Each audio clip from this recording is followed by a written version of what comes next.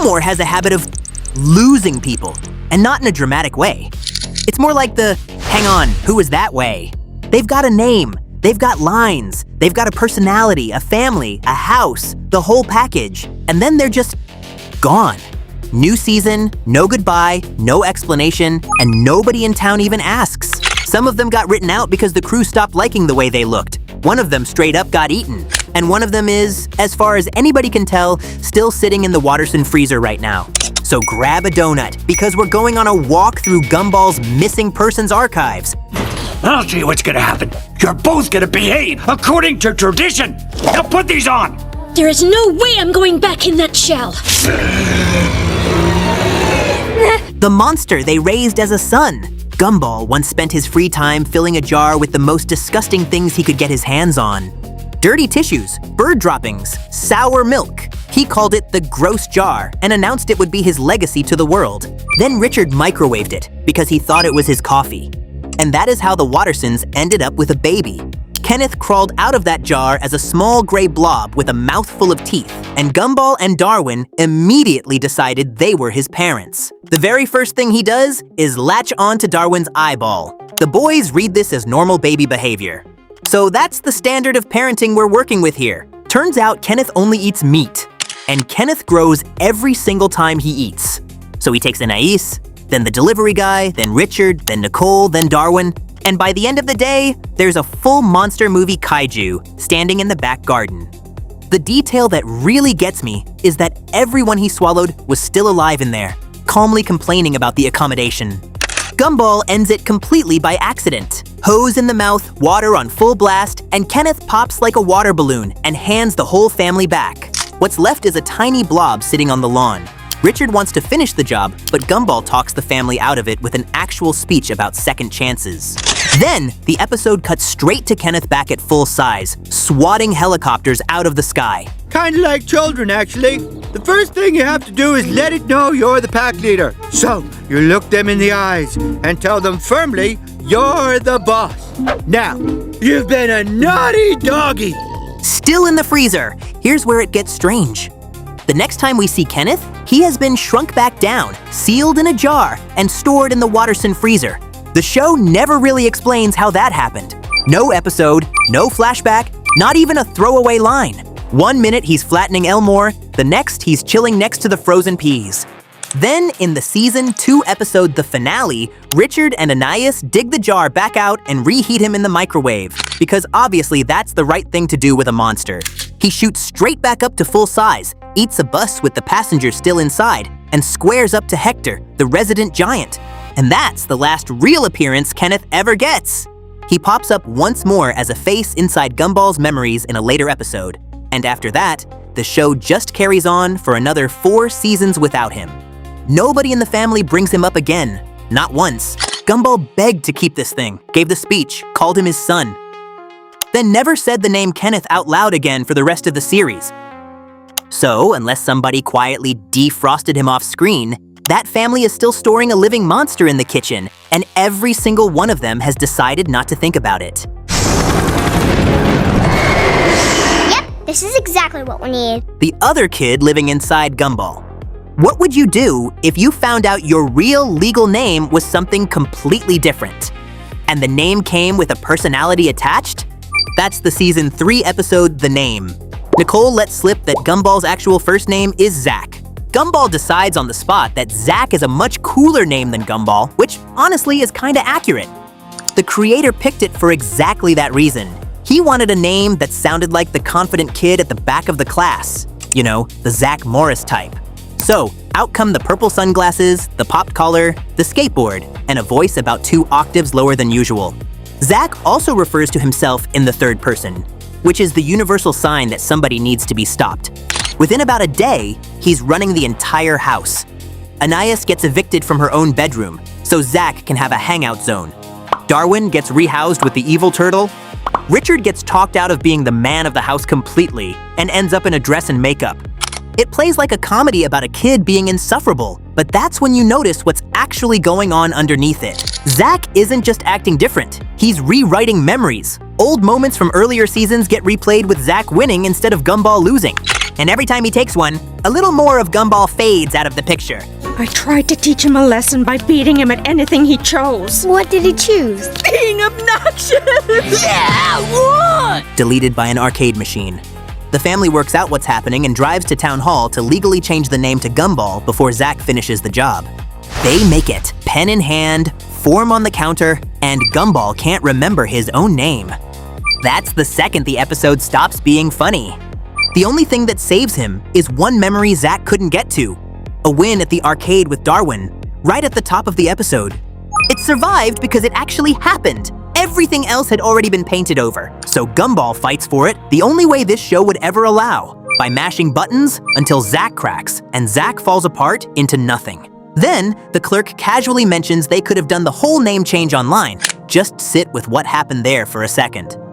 The main character of a kid's cartoon deleted another version of himself in a government building, and the family drove home like it was a normal Tuesday. Zack gets exactly one episode. First appearance and last appearance. Same 11 minutes. No comeback, no cameo, no sequel.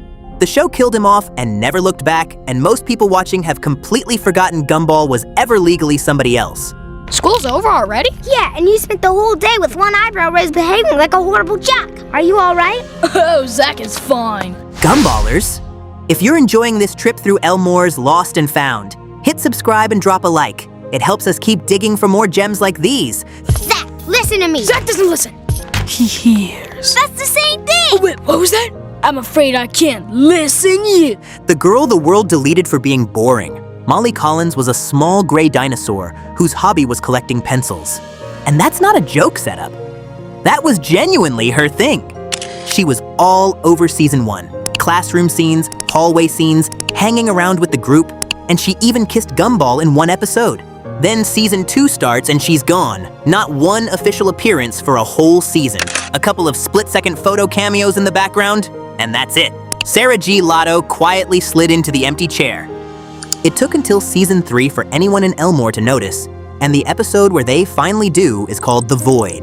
Gumball and Darwin spot a hole in the world. Locker 116 is missing from the wall. Her treehouse is missing from the woods. There are gaps in old photographs where somebody used to be standing. When they ask around, nobody remembers her. Gumball can barely drag her name up out of his own head, and he was her friend. Mr. Small lays it out. Elmore makes mistakes, and when it does, it folds them away somewhere nobody can reach. And the reason Molly got folded away? She was super boring. The world looked at a kid, decided she wasn't interesting enough to keep existing, and quietly binned her.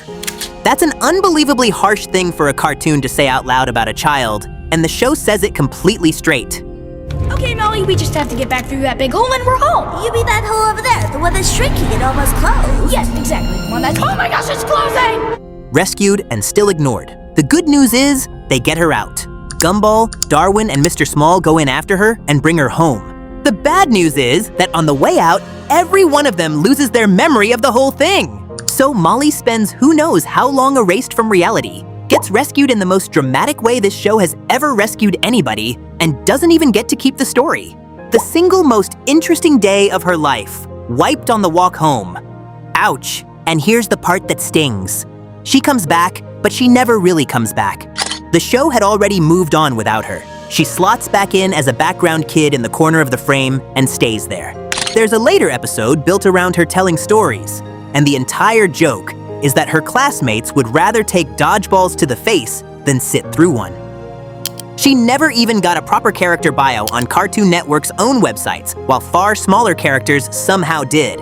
Her surname only exists because one of the show's writers answered a fan question online years ago. Nobody says it out loud in the series, not once. Turns out you can be pulled out of the void and still be forgotten. Just ask Molly. Look, children, all the mistakes the world has ever made.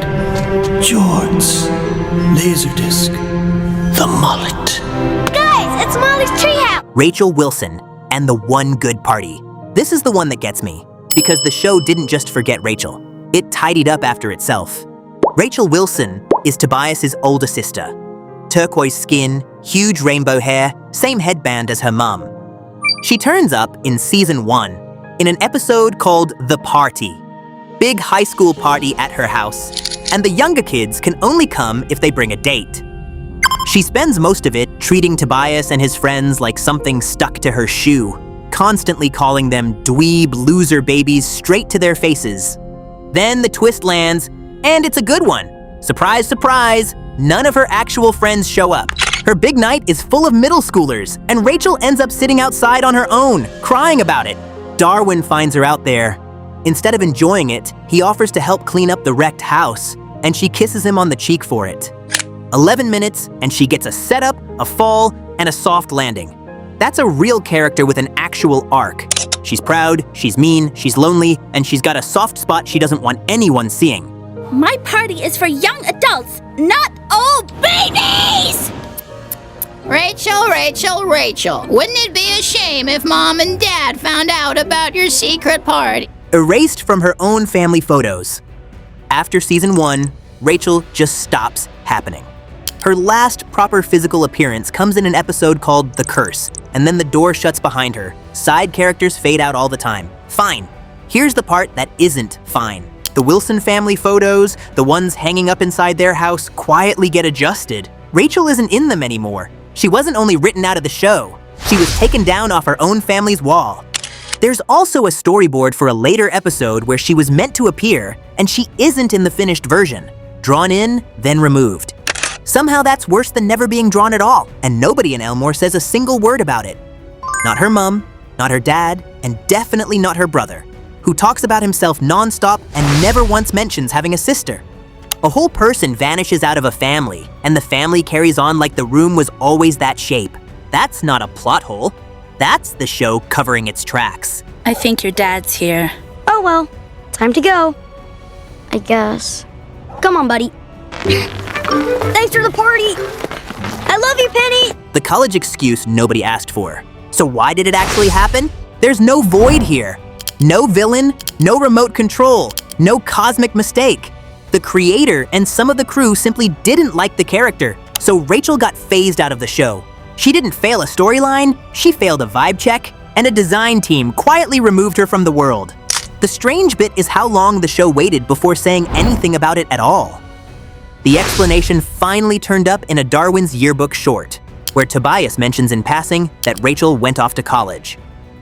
One throwaway line in a spin-off, years after anybody was still asking the question.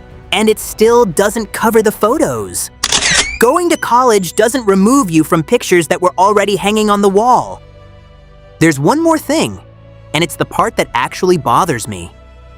Season 5 pulls out a flashback of Rachel kissing Darwin lifted straight from the party. The show kept the moment. It just didn't keep the girl. She's still in there, back in season 1, hosting a party nobody came to, which is a pretty bleak place to leave somebody for over a decade. Is that really the best we can do? I think he's awesome. If you made it this far, you already know what to do. Subscribe, drop a like, and I'll see you in the next one.